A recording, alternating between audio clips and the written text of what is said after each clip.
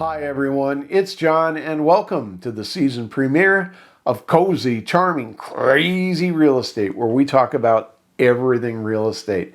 And today we're going to kick off 2022 with a answer to a question that I frequently get, which is how to become a real estate agent. We're going to answer that question in two parts. First part today, we're going to talk about what a real estate agent does, typical life of a real estate agent, and what you normally have to do to get into the business. Second part next week, we're going to talk about getting your first job, starting your business, and then growing that business to become successful. So two parts. So if you haven't done it already, please subscribe. Click on the little bell so you'll be notified when part two comes out next week. And so with that said, let's go ahead and get started. Now, a little background. I am a California real estate broker, and since I have just identified myself as such, in accordance with California law, I am displaying my real estate license number. Now, you may be in California, you may be anywhere in the United States or the world for that matter, since we're on the internet. And a lot of what I'm going to talk about today is very California specific. I'll try to identify those things, but just know that we're going to try to keep the discussion at a little bit higher level. And wherever you are, you will need to research the specific requirements for becoming an agent and even the regulations governing how you operate and grow your business. Might be a little specific to the state that you're in and the requirements, the legal requirements especially, that pertain there. So let's start by talking about why you are thinking about getting into real estate. And there's three reasons that I hear most often. Now, the first one is money, and it is true. If you are running your real estate business effectively, and that means you're getting a lot of business and it's profitable business, you certainly can make a lot of money in real estate. Most people don't. And for the last 20 years or so that I have been involved in the real estate profession, a little bit less, 19 and a half now, I believe. A high number of people do drop out before 2 years. I've heard the number 70%.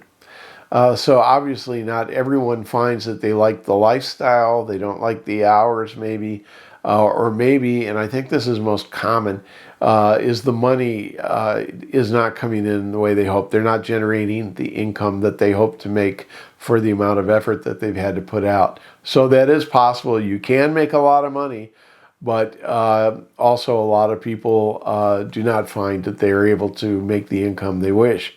But getting in for the money is a very common reason. Another common reason is flexibility. There is the belief that real estate agents kind of make their own schedule. Not really true, and I'm going to tell you why, but there is some flexibility. Not as much as some people think, but because during the day you're meeting with people on their schedule normally, and the flexibility that you have has to be for the purpose of being available, which means you're giving that availability over to someone else, usually a client or a prospect or a contractor who's helping you execute a contract, complete a sale. So flexibility, there is some, but you do find that it's not complete. There are some things where you need to be available during the day. You can't be going to dance class all day or doing this or doing that. You do have to be available. The final reason, or the third most common reason people want to get into real estate is prestige. And I can tell you, as a working broker, it does feel nice when someone says, oh, you really know your stuff, whether it be about a particular type of property or a particular type of transaction. It's nice to know when you are respected as an expert in your field. I think you would feel the same way no matter what profession you're in. But real estate is very complex. There's a lot of money involved. And it's nice when people say, yeah, I felt safe working with you, or I think you understood what I wanted and you got it for me. That is prestigious. You might hear that real estate agents are somewhere down on the totem pole with used car salesmen and ambulance chasing lawyers as far as respect and integrity. But everyone has their own level of branding as to whether they brand themselves as someone who's not as respectable, not as prestigious, versus someone who is well respected, is known as an ethical, honest, and effective agent. So it can definitely be prestigious. So what do we do as agents? What are the main three things that we do? And one thing that we are perceived to do that we really don't. So here's 4 things to consider. First thing that a real estate agent is an advisor. We advise people all the time. Now, they might not be a client yet. It may just be somebody who calls us with questions, but they look to us for advice. So we have to be educated on what's going on in the world of real estate. We should not pretend to have every answer on the tip of our tongue because everybody's situation is different. And normally you have to say, well, tell me more about your situation. I'll research the influences in the world of real estate that pertain to you, and I'll get back to you on that. It's very common. But we are definitely advisors. The other thing we are facilitators. And a facilitator is someone who actually has to do work. We may be scheduling contractors, let's say inspectors, to go in and inspect a property. If we're a listing agent, we might have to schedule a photographer to come in and take pictures so we can put them in our listing. There's all sorts of things that have to be done in the course of a real estate transaction. We are facilitators of it. We're also project managers. Lots of times we may not be doing the specific work, but we may have to hire other people to do it. Therefore, we are responsible for making sure that everything happens and that it happens on time. Now, the fourth thing that we are not, that is very important to point out right now, is that we are not a principal to a contract. Now, principals in real estate, they are either the buyer or the seller. Now, the buyer and the seller probably have agents or brokers who work for them to help negotiate the deal, get the contract in place, do everything needed to execute that contract so that at a day in the future, the contract is completed and the sale transaction is done. However, we are not principals. As agents, we do not set the listing price. We may negotiate that price, but final approval of that negotiated price has to come from either the buyer or the seller. Actually, both of them have to agree to it directly. We do not, unless it's a very specific, special situation where we are granted power of attorney, which is very unusual. But normally we will tell somebody, hey, I think my client will go for $10 million on that house, but let me check with them, and we have to get the buyer's signature. My word does not hold up. In California, by the way, we have what's called the statute of frauds. That is not really about fraud. It's about that everything in a real estate transaction, all the terms must be in writing. California, a handshake might be good between two people if they choose to do that. However, to be enforceable in a court of law, it must be written down and signed off by both principals. Real estate agents are not principals. They can only take that piece of paper to their client to sign. So, what do real estate agents do when they have their business? What are the functions that you would have to do on a regular basis if you become an agent?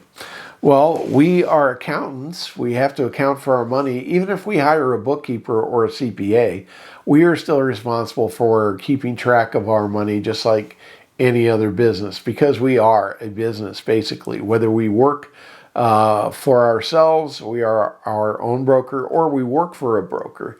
Either way, we are a business unto ourselves, managing ourselves. So we do need to keep track of our money.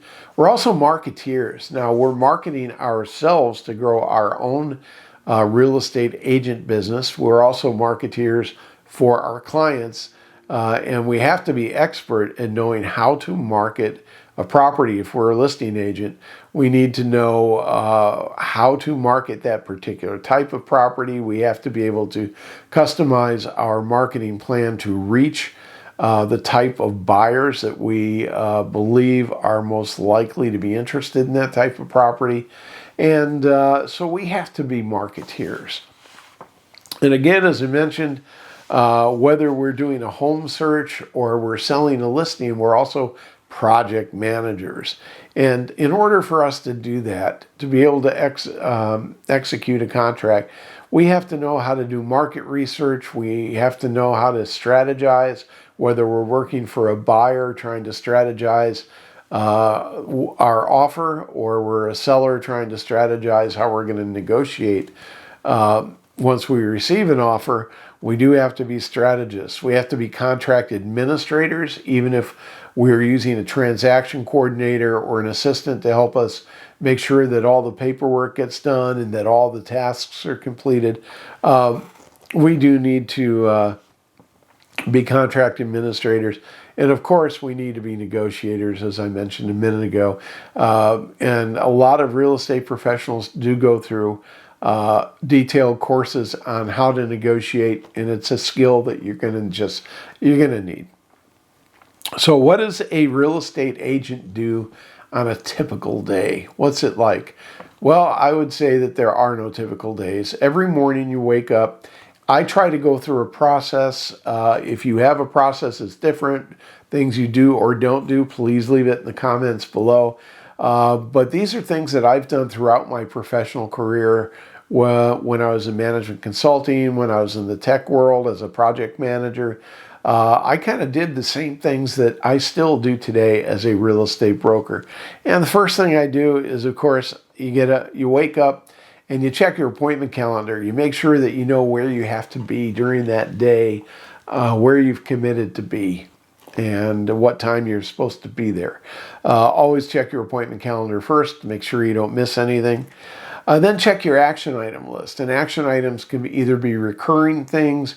Every morning when I have advertisements that are running, whether it's a Facebook ad, a Google ad, any kind of ads where I can measure the response to that ad. If I have anything running, first thing I do after I check my appointment book is I look and see how all those advertisements are performing to see if I need to change them in any way to improve them. I'm also looking at my one-time tasks. Now, recurring tasks might be some of the marketing where every morning I'm checking, let's say, results from advertising, whether it be clicks or whatever it might be. But there are also a lot of one-time tasks in the world of real estate, and that is, I'm selling the home at 123 Main Street. We have to have an inspector come in before we put the property on the market. So I want to make sure that if I haven't done it already, I have scheduled the inspector to come in. Things like that. If it's a listing, I want to make sure the photographer is scheduled. And I have to know who's going to let the photographer in, and when the photographer, if they do get in, when they're going to have those pictures back to us, so that whether I do it or I have someone else do it, we get the listing on the system on time. So I'm looking at all those tasks to see what has to be done. Sometimes I'm prioritizing them. But when I have a good handle on all that, and I know all the things that I'm required to do for contracts that are running, escrows that are open, all those kinds of things, if I have any time left during the day, or even if I don't, I'll make some time, is that what are the three most important things in real estate?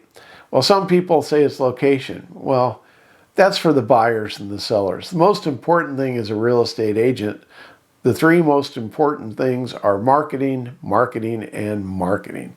So when a real estate agent wakes up in the morning after they've determined where they need to be, what they need to do that day, the next thing that they want to make time for is marketing. What can they do today to help promote their business? Maybe it's nothing. Maybe you're starting a new campaign. Whatever it is, you're always marketing. So marketing, marketing, marketing, you want to have that as part of your everyday routine. After that, again, everything that you do in a typical day is usually atypical. They're very seldom that you can block out time. You have to be very available. Therefore, you want to keep your commitments and scheduled meetings and etc. But you want to also make sure that you are available if an emergency arises. So next is getting licensed. We're going to wrap up today by talking about what are the basic requirements for getting licensed. Again, I am a broker in California, and the requirements here are probably different from in other states, and they even change here quite often depending upon our Department of Real Estate, but they do a really good job of keeping us informed, so it's not that bad. But if you're thinking about getting licensed in real estate, here are some basic requirements. First is education. Especially if you're going for a broker's license, a lot of states want you to have a bachelor's degree in something. Sometimes they want you to have that bachelor's degree in a business-related field, business, finance, accounting, something like that. They also want you to take specialized courses, and sometimes these courses are available at your local junior college. Lots of times you need to go to a specialized school that provides courses directly or specifically for people who are going to be taking the real estate exam or that are renewing their license. And the state may require specific courses either to get started or to stay current with your license, so renew your license. So you might want to look and see what those specialized courses are. If you're going to be a broker, there are some states that have experience requirements. They'll say you might have to have maybe 2 years as a salesperson before you can become a broker. And they require a letter from a licensed broker verifying that you have that experience. Finally, you also have to take that examination, and the examination can vary whether you're going for a salesperson's license or a broker's license. Salesperson being someone who cannot work on their own. They must work under the supervision of a broker. Anyone who holds, at least here in California, holds a broker license, they're free to run their business anyway within the boundaries of the law and ethics. However, they can work on their own. They don't need to work for anybody. Salesperson must. So the license is a little bit easier to get. But there are 2 examinations, one for broker, one for salesperson. So you will normally have to pass an examination. And finally, a background check. I don't know of any states that don't require a background check.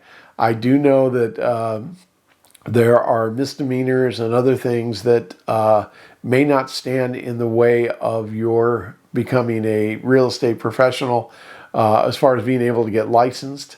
However, most states will require you to get fingerprinted. They will run a background check on you. If you have done any financial crimes, that could be an issue, but check where you are located and find out what those requirements are. Okay, so that wraps up part 1. If you do have any questions, we will answer them in part 2. So please either leave a comment, send me an email, and we will address any questions then, and or leave me a comment, and I will, as the comments come in, I will normally answer them. Again, in part 2, we're going to talk about now that you're licensed and you're ready to go into the business, where you're going to go, and we're going to talk about how to grow that business. So I look forward to seeing you next week on Cozy, Charming, Crazy Real Estate. Until then, stay safe. Take care.